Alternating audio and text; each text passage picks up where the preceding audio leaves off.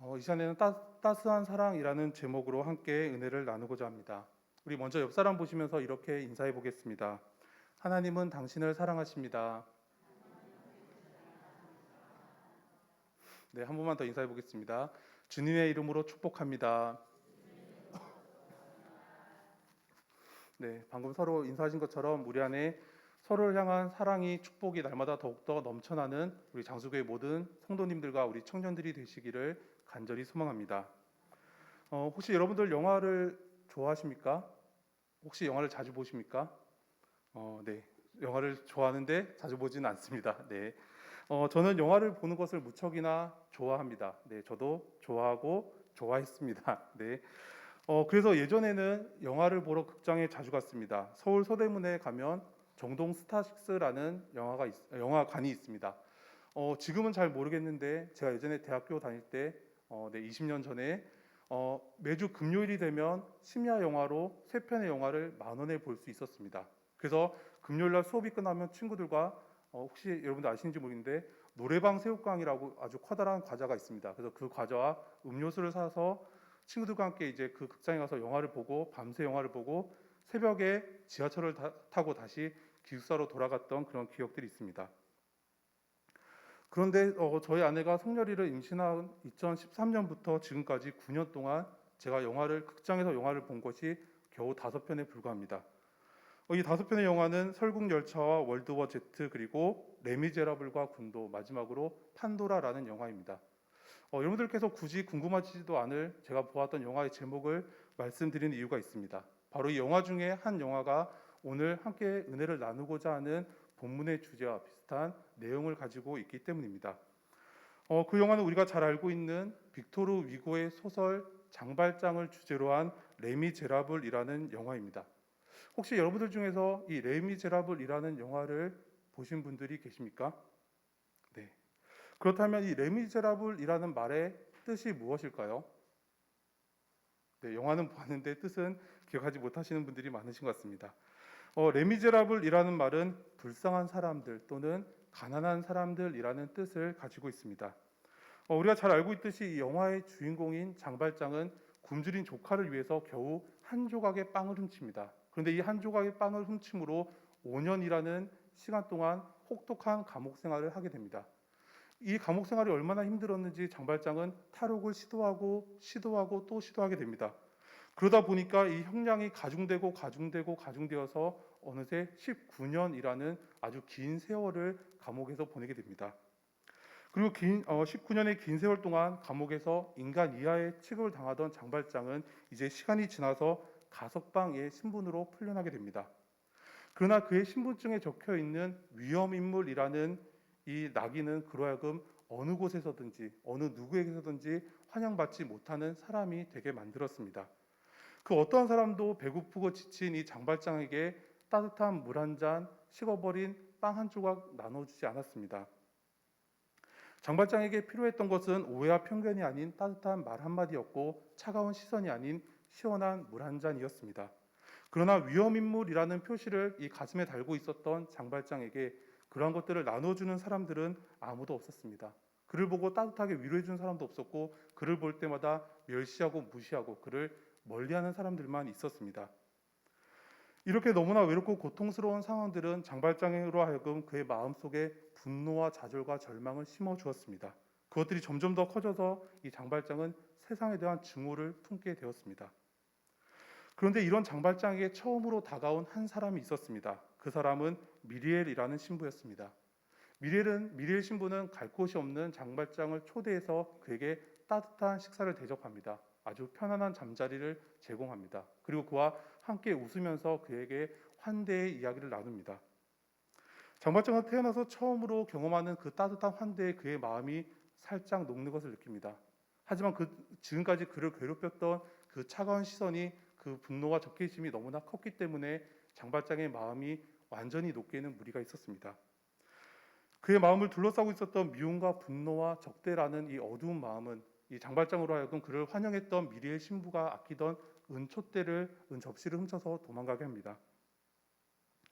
그리고 다음날 아침 경찰에게 잡혀온 이 장발장에게 미리의 신부는 이 나쁜 놈, 이 배은만덕한 놈이라고 욕하지 않았습니다. 또다시 감옥으로 가게 될 것이다라는 깊은 절망과 좌절에 빠져있던 장발장에게 이 미리엘 신부는 웃으면서 이렇게 이야기합니다. 형제여, 내가 은접시와 함께 은촛대도 주었는데 왜 이것은 놔두고 갔소? 여기에 은촛대가 있으니 이것도 가지고 가시오. 그리고 미리엘 신부는 형사들에게 그의 손에 있던 수갑을 풀어주라고 이야기합니다. 장발장은 모든 것을 포기하고 가만히 멍하니 서 있었습니다. 그런데 그의 손에서 수갑이 벗겨지는 순간 그는 그의 몸뿐만 아니라 그의 마음과 그의 영혼도 자유로워지는 것을 느끼게 됩니다. 태어나서 처음으로 감사한 마음과 사랑의 마음을 느끼게 되었습니다. 세상에 대해서 오직 증오와 절망만을 느끼던 이 장발장이 사랑이라는 감정을 처음으로 느낄 수 있었던 것은 미리의 신부의 관심과 사랑 때문이었습니다. 그리고 그의 따뜻한 말 한마디 때문이었습니다. 미리의 신부와의 만남을 통해서 그리고 이 신부 안에 있었던 예수님의 사랑을 경험함으로 인해서 장발장은 세상에 대해서 가지고 있었던 모든 증오와 절망을 버리고 이제는 새로운 사람으로 예수님의 생명이 가득한 사람으로 다시 살아갈 수 있게 되었습니다. 이렇게 예수님의 사랑을 경험하는 사람들은 장발장처럼 예전의 모습을 벗어버리고 새로운 사람으로 다시 태어나게 됩니다. 그리고 더 나아가서 미리의 신부처럼 그의 마음이 예수님의 사랑으로 가득해져서 그 사랑을 이웃들에게 나누어주고 그들을 예수님의 사랑으로 변화시키는 사람이 되는 것을 볼 수 있습니다. 오늘 저와 여러분들도 주위의 사람들에게 예수님의 사랑을 나누어주는 축복의 통로가 되어야 한다라고 성경은 말씀합니다. 오늘 본문 말씀은 가늠하다 잡혀온 여인에 대한 말씀으로 우리가 너무나도 잘 알고 있는 말씀입니다. 저도 과장을 15,000번 정도만 더 한다면 15,800번 정도 아마도 읽었던 말씀입니다. 그런데 이 800번이 넘게 이 말씀을 읽어왔지만 이 말씀을 읽을 때마다 궁금한 것이 두 가지가 있습니다. 아무리 책을 찾아보고 친구들과 토론을 해보았지만 결코 해결할 수 없었던 이 두 가지의 궁금증을 가지고 오늘 여러분들과 함께 말씀을 나누기 원합니다. 오늘 본문에는 세 부류의 사람들이 등장합니다. 먼저 가늠한 여인이 나오고 이 여인을 예수님께로 끌고 와서 예수님을 함정에 빠뜨리고 여인을 돌로 치기 위해서 살기 등등한 바리새인들과 서기관들이 있습니다. 그리고 예수님이 등장합니다. 먼저 1절과 2절을 보면 예수님의 행적이 기록되어 있습니다. 우리 영상을 통해서 1절과 2절 다시 한번 한 목소리로 읽겠습니다. 1절과 2절입니다. 시작. 예수는 감람산으로 가시니라. 아침에 다시 성전으로 들어오시니 백성이 다 나오는지라 앉으사 그들을 가르치시더니. 누가와 요한은 예수님께서 낮에는 성전에서 사람들을 가르치시고 밤에는 감람산에서 휴식하셨다라고 기록합니다. 머리를 누이실 곳이 없으셔서 감람산에서 휴식을 취하고 계시는 예수님의 겸손하심, 예수님의 청빈하심에 대해서 말씀합니다. 2절의 아침에라는 말은 매우 이른 아침, 다시 말해서 새벽을 의미합니다. 이것은 예수님께서 이른 새벽부터 성전에서 사람들에게 하나님의 말씀을 가르치시고 병든 자들을 고쳐주시고 하나님의 나라, 천국 복음을 전파하셨다라는 것을 보여주는 것입니다. 예수님은 하나님의 아들이시고 우리를 구원하시기 위해서 이 땅에 오신 메시아 그리스도이십니다. 또한 성전의 진정한 주인이십니다. 그러므로 예수님은 목자를 잃은 양 같은 그 이스라엘 백성들을 보시고 그들을 긍휼히 여기셨습니다. 그러므로 날마다 그들에게 말씀을 가르치시고 그들이 하나님의 생명으로 하나님의 참 생명으로 충만해지기를 원하셨습니다. 그리고 예수님께서 하나님의 말씀을 가르치실 때 사람들이 모두 다 나와서 그의 말씀에 귀를 기울이고 천국의 복음을 받아들였다라고 성경은 기록하고 있습니다. 로마의 압제와 바리새인들의 엄격한 율법으로 인해서 힘들고 지쳤던 이 이스라엘 백성들은 예수님을 만나기를 원하고 예수님께서 주시는 그 천국 복음이 그들에게 참 소망이 되었다라는 것을, 그들에게 따뜻한 위로가 되었다라는 것을 볼 수 있습니다. 당시의 통치자들과 종교 지도자들은 어떻게 해서든지 예수님을 넘어뜨리려고 했습니다. 왜냐하면 그들보다 예수님이 인기가 많았고 예수님을 중심으로 해서 백성들이 언제 반란을 일으킬지 몰랐기 때문입니다. 그들은 예수님을 경계하고 예수님을 미워했지만 그와 다르게 백성들은 예수님을 너무나 좋아했습니다. 어떻게 해서든지 예수님을 만나기 원하고 예수님의 이야기를 조금이라도 더 듣기 원했던 모습들을 볼 수 있습니다. 두 번째로 서기관과 바리새인들이 등장합니다. 우리가 잘 알고 있는 것처럼 이 서기관과 바리새인들은 당시 이스라엘의 종교 지도자들이었습니다. 백성들에게 율법을 가르치고 하나님의 백성답게 사는 법을 가르치던 사람들이었습니다. 그런데 그들 안에 율법의 참뜻인 하나님의 사랑이 사라지게 되었습니다. 이제는 율법을 위해서 율법을 지키게 했습니다. 그래서 그들은 이 바리새인들은 율법을 넘어서는 율법 위에 있는 하나님의 사랑을 가르치시는 예수님과 대립하게 됩니다. 예수님 당시에 바리새인의 율법이 백성들을 얼마나 힘들게 했는지에 대해서는 우리가 자료를 통해서 알아볼 수 있습니다. 자료를 통해서 보게 되면 당시 유대인들의 율법은 해라 해도 된다와 같은 긍정의 율법이 248개, 하지 마라 하면 안 된다와 같은 부정의 율법이 365개로 모두 613개나 되었다고 합니다. 이 613개나 되는 아주 당연하고 커다란 율법부터 아주 작고 시시콜콜한 율법까지, 또 거기서 파생된 또 다른 규칙들까지, 이렇게 너무나 많은 율법들은 백성들의 삶을 힘들게 하고 괴롭게 했습니다. 그리고 성경은 단순히 안식일을 기억하여 거룩하게 지키라라고 기록합니다. 그런데 이 바리새인들은 이 말씀을 가지고 그들이 안식일을 지키기 위한 규례들을 새롭게 만듭니다. 그렇게 만든 규례가 39개였고 각각의 규례마다 다시 세칙을 6개씩 만들었다고 합니다.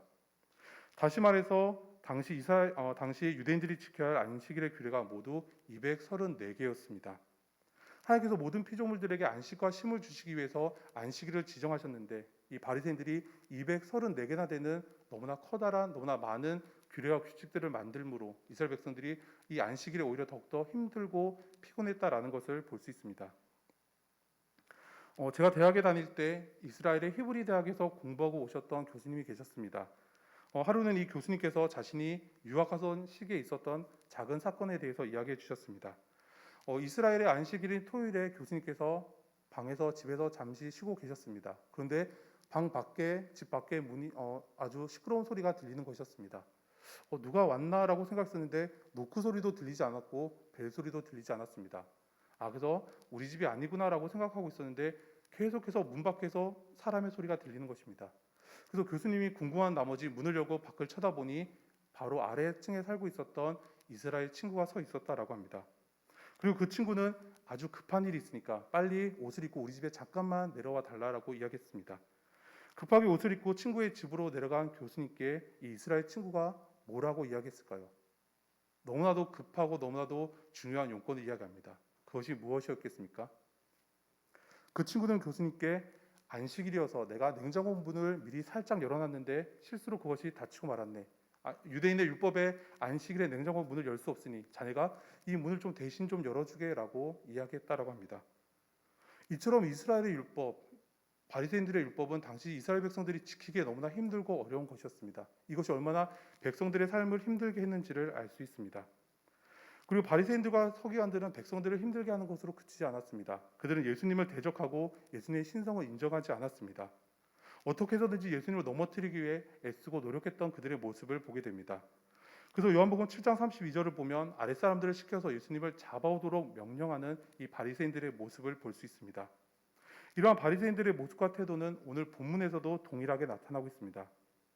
예수님은 이른 아침부터 성전에서 사람들에게 하나님의 말씀을 가르치고 계셨습니다. 그런데 시끄러운 소리가 들리더니 한 무리의 사람들이 벌거벗은 한 여인을 끌고 예수님께로 나옵니다. 그리고 예수님께 이렇게 이야기합니다. 우리 영상을 통해서 4절과 5절 다시 한번 한 목소리를 읽겠습니다. 4절과 5절입니다. 시작. 예수께 말하되 선생이여 이 여자가 가늠하다가 현장에서 잡혔나이다. 모세는 율법에 이러한 여자를 돌로 치라 명하였거니와 선생은 어떻게 말하겠나이까. 바리새인들이 가늠하다 잡힌 여인을 예수님께로 끌고 온 이유는 그 여인이 하나님의 거룩한 법을 깨뜨려서 그것이 놀라서가 아니었습니다. 그 여인의 행동을 보고 슬퍼서도 아니었습니다. 그들이 그 여인을 예수님께로 데리고 온 이유는 단 하나였습니다. 바로 예수님을 넘어뜨리기 위해서였습니다. 6절을 보면 그들이 이렇게 말함은 고발할 조건을 얻고자 하여 예수를 시험함이로라 라고 말씀합니다. 다시 말해서 바리새인들이 원하는 것은 예수님께서 모세 율법을 어기시는 말씀을 하시거나 아니면 이 여인을 돌로 치라는 그 말씀, 이 두 가지 중에 어떤 말씀을 하시더라도 그 꼬투리를 잡아서 예수님을 시험하고 넘어뜨리기를 원했다라는 것입니다. 레위기 20장 10절 말씀 한번 보여주시겠습니까? 네, 우리가 이제 모세 율법을 볼 수 있습니다. 레위기 20장 10절 보면 누구든지 남의 아내와 간음하는 자 곧 그의 이웃의 아내와 간음한 자는 그 간부와 음부를 반드시 죽일지니라. 신명기 22장 22절. 어떤 남자가 유부녀와 동침한 것이 드러나거든 그 동침한 남자와 그 여자를 둘 다 죽여 이스라엘 중에 악을 제할지니라. 이것이 바로 모세의 율법이었습니다. 만약에 예수님께서 이 여인을 긍휼히 여기셔서 그를 용서해 주어라라고 말씀하신다면 예수님은 모세의 율법을 어기시는 것이 됩니다. 그리고 세리와 죄인들의 친구라고 조롱받던 예수님께서 죄와 타협하고 죄인을 옹호해 주시는 것처럼 느껴질 수도 있었습니다. 반대로 예수님께서 모세 율법대로 여인을 돌로 쳐서 죽여라라고 말씀하신다면 예수님은 당시에 유일하게 사형을 언도할 수 있었던 로마의 권위에 정면으로 대항하는 것이 됩니다. 또한 그동안 사랑과 자비에 대해서 말씀해 오셨던 것들이 모두 다 거짓이었다라는 비판을 받을 수도 있는 상황이었습니다. 그런데 이렇게 말씀을 읽다 보면 저희 두 가지 궁금한 것 중에 첫 번째 궁금한 것이 등장합니다. 그것이 무엇일까요? 네. 그것은 오늘 본문에 세 부류의 사람들이 등장하지만 등장하지 않고 있는 한 사람에 대한 것입니다. 다시 말해서 간음하다 잡힌 여인은 지금 여기에 있는데 이 여인과 함께 간음하던 남자는 어디에 있는가라는 것입니다. 친구들과 이 말씀에 대해서 많이 토론을 했었습니다. 근데 그때 여러 가지 의견들이 나왔는데 그중에서 가장 설득력이 있었던 두 가지 주장은 첫 번째로 남자가 여자를 버리고 혼자 도망갔다라는 의견이 있었습니다. 두 번째는 간음하던 현장에 바리새인들이 들이닥쳐서 남자 여자 둘 다 잡았는데 남자는 놓아주고 여자만 끌고 왔다라는 것입니다. 그리고 그 이유는 여인을 더욱더 불쌍하게 포장해서 예수님을 하여금 이 여인을 풀어주라라고 말씀하시고 그로 인해서 모세 율법을 어기게 하려고 했다라는 이야기가 있었습니다. 여기서 우리는 겉으로는 거룩하다라고 말하고 겉으로는 경건하다라고 말하지만 그 속에는 사랑이었고 무례하고 교만과 위선으로 가득 차 있었던 이 바리새인들의 모습을 볼 수 있습니다. 그들에게 여인의 수치심은 안중에 없었습니다. 여인을 보고 긍휼히 여기는 마음도 없었습니다. 그들이 가진 마음은 단 하나, 내가 어떻게 하면 예수를 넘어뜨릴 수 있을까? 어떻게 하면 예수를 시험할 수 있을까라는 생각밖에 없었다라는 것입니다. 세 번째로 오늘 본문에는 간음한 여인이 등장합니다. 그런데 이 여인에 대해서 그녀가 어떠한 이유로 간음을 하게 되었고 그녀의 가정 생활이 어떠했는지에 대해서는 우리가 전혀 알 수가 없습니다. 그런데 만약에 이 여인이 음행 중에 바리새인들과 서기관들이 들이닥쳐서 그 현장을 잡았을 때 이 남자가 이 여인을 버리고 혼자 도망간 것이 맞다라고 한다면 이 여인은 어느 누구에게도 보호받지 못했던 사람입니다. 어느 누구에게도 사랑받지 못했던 너무나도 불쌍하고 아주 처참한 상황에 있었던 사람이었다라는 것입니다. 맨 처음에 말씀드린 장발장처럼 세상에 대해서 절망하고 좌절할 수밖에 없는 사람이 바로 이 여인이었다라는 것입니다. 이제 이 여인은 모세 율법에 기록되어 있는 것처럼 사람들에게 돌에 맞아서 죽게 될 상황에 놓이게 되었습니다. 이 여인은 두려움과 공포 그리고 외로움과 수치심 가운데 사로잡혀 있었습니다. 여인은 가운데 서서 벌벌 떨고 있었고 바리새인들과 서기관들은 손에 돌을 쥐고 한 손으로 예수님께 손가락질하면서 빨리 답을 하라고 빨리 대답하라라고 이야기합니다. 그러나 예수님은 그들에게 아무런 말씀도 하지 않으셨습니다. 6절 후반부를 보면 예수께서 몸을 굽히사 손가락으로 땅에 쓰시니라고 기록하고 있습니다. 여기서 저희 두 번째 궁금증이 나타납니다. 여러분들도 많이 궁금하시리라고 생각하는데 그것은 과연 예수님께서 땅에 무엇이라고 쓰셨는가라는 것입니다. 여러분들 생각하시기에 예수님께서 땅에 무엇이라고 쓰셨을 것 같습니까? 마찬가지로 친구들과 이 말씀에 대해서도 토론을 했었습니다. 정말로 많은 의견들이 있었는데 그 중에서 가장 설득력이 있었던 이야기가 두 가지가 있었습니다. 그 중에 하나는 이 여인이 비록 큰 죄를 저질렀지만 여인을 불쌍하게 여기지 않고 여인을 돌로 쳐서 죽이려고 하는 이 바리새인들에게 화가 나셔서 보기만 해도 너무나 끔찍해서 벌벌 떨 정도로 무시무시한 욕을 쓰신 것이 아닌가라는 이야기가 있었습니다. 또 다른 하나는 여인을 돌로 치기 위해서 살기 등등하게 여인의 주위에 있었던 바리새인들의 죄를 그들이 가지고 있는 그 은밀한 죄를 하나하나 아주 자세하게 쓰신 것이 아닌가라는 의견이었습니다. 예를 들자면 그들 가운데 장수배 사는 바가묵의 음주운전, 노아리 사는 송화묵의 우상숭배, 송천리에 사는 누구누구 노상방뇨 이런 것들을 아주 자세하게 쓰시지 않았을까라는 의견이 있었습니다. 이에 대해서 성서학자들과 주석가들도 아주 다양한 의견들을 제시합니다. 그 중에서 칼빈은 예수님께서 바리새인들을 무시하는 의미로 그들을 상대하지 않으시고 땅에 쓰시는 행동을 하셨다라고 이야기합니다. 그리고 아더핑크는 하나님께서 손으로 두 돌판 위에 십계명을 적어 주셨던 것과 연관해서 예수님께서 내가 율법을 폐하러 온 것이 아니라 율법을 완성시키러 왔다라는 것을 보여주는 것이다라고 이야기합니다. 또한 제롬은 예수님께서 사악한 자들의 이름은 땅이 기억하고 그들을 취하여 가리라라고 쓰셨다라고 주장합니다. 그리고 카터라는 학자는 예수님께서 아무런 의미가 없는 것을 쓰셨는데 그것은 그들로 하여금 자신들이 무슨 행동을 하고 있는지 생각할 시간을 주시기 위해서였다라고 주장합니다. 예수님께서 땅에 무엇라고 쓰셨는지 우리는 결코 알 수가 없습니다. 하지만 예수님은 이제 일어나셔서 사람들에게 이렇게 이야기하십니다. 너희 중에 죄 없는 자가 먼저 돌로 치라. 예수님의 이 말씀을 들은 사람들은 그들의 마음 가운데 양심의 가책을 느끼게 됩니다. 그래서 손에 들고 있었던 돌을 하나 둘씩 내려놓고 어른으로부터 젊은이까지 한 사람 한 사람 그 자리를 떠나게 됩니다. 모든 사람들이 사라진 후에 예수님이 다시 일어나셔서 여인에게 이렇게 말씀하십니다. 나도 너를 정죄하지 아니하노니 가서 다시는 죄를 범하지 말라. 그 사람들의 따가운 시선과 자신을 치려고 들었던 그 돌에 너무나도 두려운 마음과 너무나도 무서운 마음에 떨고 있었던 이 여인은 그 예수님의 따뜻한 말씀 가운데 비로소 안도의 한숨을 쉴 수가 있었습니다. 오늘 본문에는 기록되어 있지 않지만 아마도 이 여인은 자신의 가정으로 돌아가서 어머니로서 아내로서의 생활을 충실하게 살지 않았을까라고 생각해 보았습니다. 그의 가정 가운데 그리고 그의 이웃들에게 예수님의 사랑을 나눠주는, 예수님의 사랑을 전해주는 삶을 살지 않았을까라고 생각해 보았습니다. 예수님은 한 사람을 정죄하고 그를 심판하는 것이 중요한 것이 아니라 그 사람이 죄에서 회복되고 다시는 죄를 짓지 않도록 살아갈 수 있도록 그를 사랑으로 안아주는 것이 가장 중요하다라고 말씀해 주시는 것입니다. 사랑하는 성도 여러분, 오늘 우리의 모습은 어떠했는지 스스로를 돌아볼 수 있기를 원합니다. 우리가 예수님의 사랑으로 다른 사람들을 안아주고 세워주는 사람이었는지 아니면 나의 판단으로 다른 사람들을 비난하고 정죄하는 사람들이었는지 스스로를 돌아볼 수 있기를 원합니다. 우리는 예수님의 사랑을 경험한 사람입니다. 예수님은 아무런 자격이 없는 나를 위해서 우리를 위해서 이 땅에 오시고 십자가에서 자신의 생명을 버리시기까지 우리를 사랑해 주셨습니다. 우리는 지금 사순절의 시간을 보내고 있습니다. 특별히 사순절의 시간을 보내면서 오늘 우리 안에 예수님의 사랑이 있다면 우리는 그것을 더욱더 풍성하게 하고 또한 그 사랑을 예수님의 생명을 이웃들에게 나눠주는 사람이 되어야 합니다. 예수님의 사랑으로 더욱더 풍성해져서 온전히 그 사랑을 나눠줄 수 있는 저희들이 하고 복된 믿음이 되시기를 간절히 소망합니다. 함께 기도드리겠습니다.